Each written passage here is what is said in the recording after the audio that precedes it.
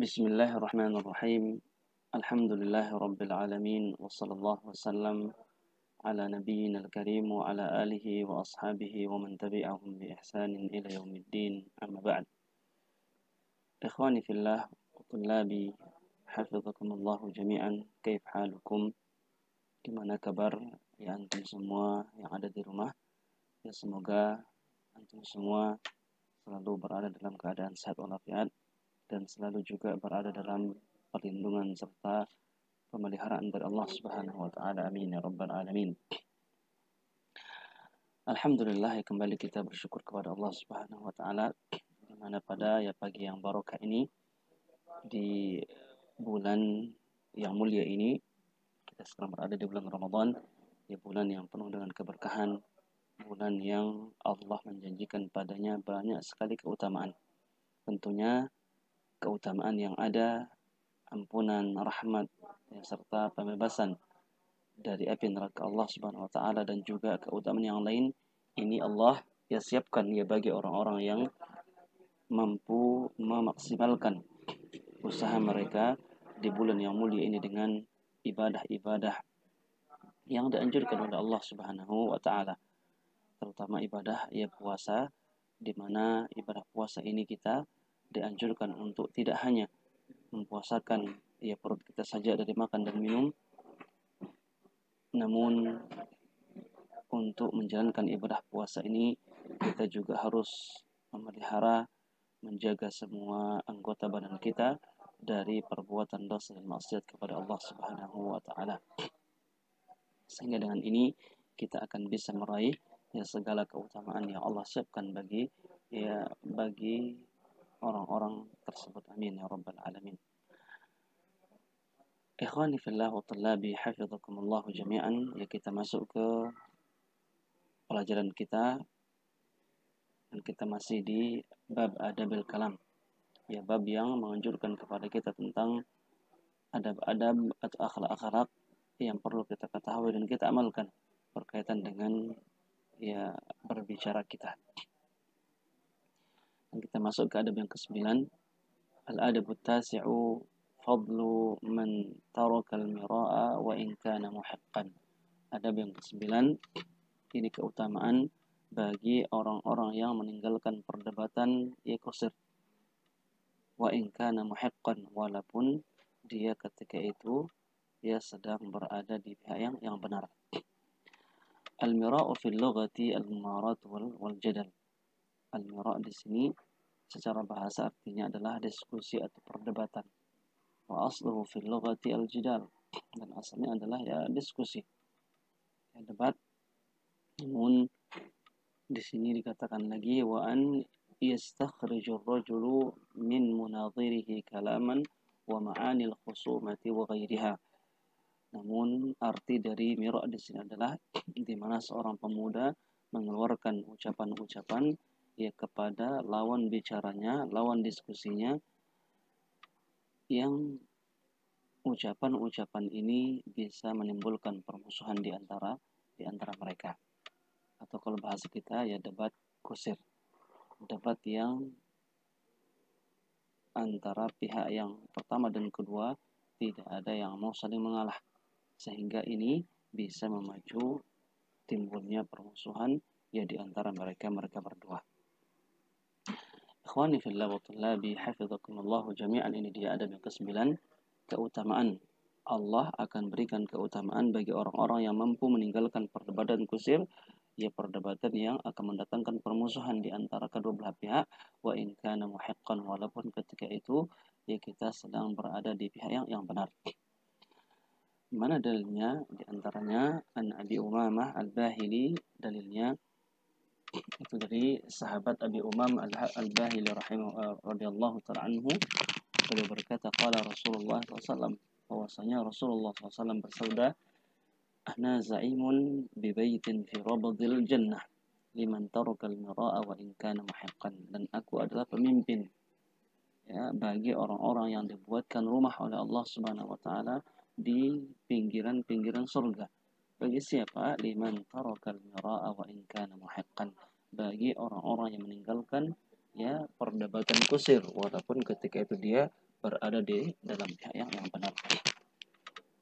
Wa bi baitin fi wasatil jannati liman tarakal kadhib wa in kana mazihan. Dan aku juga akan menjadi pemimpin ya bagi orang-orang yang dibuatkan surga oleh Allah Subhanahu wa taala, dibuatkan rumah oleh Allah taala di surga bagian tengah. Bagi siapa liman tarakal kadhib wa in kana mazihan, bagi orang-orang yang meninggalkan ucapan dusta ya walaupun dia sedang bercanda. Wa bi baitin fi a'lal jannati liman hasuna khuluquh.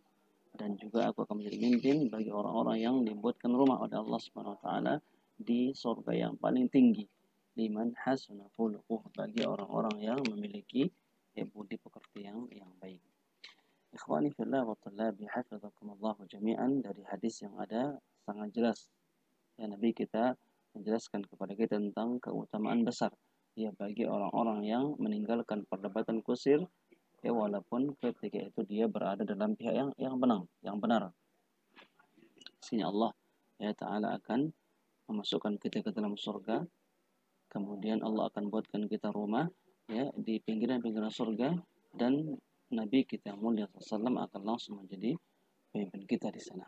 Dan ini keutamaan ya yang besar ya bagi orang-orang yang mampu meninggalkan perdebatan kusir.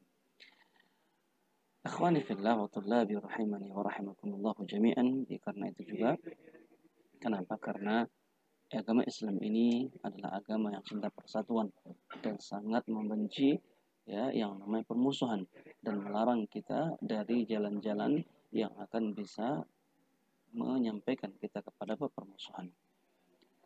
Di antara dalil yang lain yang juga menjelaskan akan keutamaan adab yang ke-9 ini, itu hadis Abi Hurairah radhiyallahu ta'ala anhu, bahwasanya Nabi kita bersabda sallallahu alaihi wasallam, al-mira'u fil Qur'ani kufrun. Ini perdebatan kusir ya yang terjadi tentang atau dalam Al-Qur'anul Karim ini akan membawa manusia ke ranah kekufuran kepada Allah Subhanahu wa taala.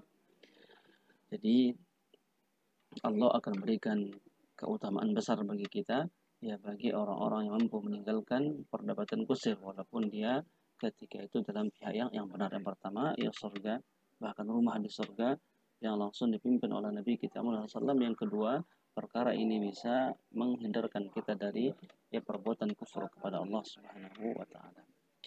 Kemudian kita lihat ke adab yang ke-10. Mahu an-nahyu an idhaqil qaumi kadziban. Adab yang ke-10 ia larangan dari Allah Subhanahu wa taala untuk kita membuat orang tertawa dengan perkataan dusta. Kita sengaja membuat ucapan dengan tujuan untuk mentertawakan orang lain agar orang-orang yang ada di sekeliling kita itu tertawa kepada kita. Itu enggak boleh. Ya. Kenapa? Karena perbuatan dusta ya selain 3 keadaan kemarin itu diharamkan oleh Allah Subhanahu wa taala, walaupun dengan tujuan yang baik, ingin menghibur manusia. Silahkan kita hibur orang lain, namun tidak dengan cara menggunakan ucapan dusta, karena bahkan dilarang. An-nahyu an idhaqil qaumi kadziban, karena Allah Subhanahu wa taala sangat melarang keras ya orang-orang yang menghibur dengan niat menghibur saudaranya, namun ia menggunakan ucapan-ucapan yang dusta. Mana dalilnya? Ya sabda Nabi kita mulia sallallahu dari sahabat Muawiyah ibn Bahz radhiyallahu ta'ala anhu, qala, beliau berkata, sami'tu Rasulullah, beliau pernah mendengar Nabi kita mulia sallallahu bersabda, wailun lilladzi yuhadditsu fayakdzib. Ya celaka, bahkan dikatakan neraka wail. Ya, neraka wail bagi orang-orang yang berucap ya mengucapkan dusta, liyudhika bihil qauma, dengan tujuan untuk ya mentertawakan orang lain atau menghibur orang lain. Wailun lahu. Di sini 3 kali ya diucapkan celaka bagi orang-orang, celaka bagi orang-orang ya, celakalah bagi orang-orang yang dia mengucapkan ucapan dusta dengan tujuan untuk mentertawakan orang-orang lain atau ingin menghibur orang lain. Wail di sini menurut penjelasan para ulama kita, dia adalah sebuah lembah yang ada di neraka jahanam. Na'udzubillahi min dzalik. Sehingga ya perbuatan yang akan kita lakukan ini tidak harus, tidak sebatas niat yang baik saja, namun harus kita lakukan dengan cara-cara yang diridhai dan dicintai oleh Allah Subhanahu wa taala. Ikhwani fillah wa tullabi hafizakumullah jami'an. Kemudian adab yang ke-11, yaqulu al-muallif hafizahullah, idza haddatha ar-rajulu li akhihi bi haditsin thumma iltafata fahiya amanah. Jika seorang pemuda berkata kepada saudaranya dengan sebuah ucapan, thumma iltafata, kemudian dia menoleh kiri dan kanan, fahiya amanah, maka ketahuilah itu adalah amanah. Maksudnya ucapan-ucapan yang diucapkan kepada kita, kabar-kabar yang diucapkan kepada kita, dengan keadaan menoleh kiri ataupun kanan, itu tanda bahwasanya kabar-kabar yang diucapkan kepada kita ini harus kita jaga. Itu amanah yang ia berikan kepada kita, yang kita wajib untuk menjaganya.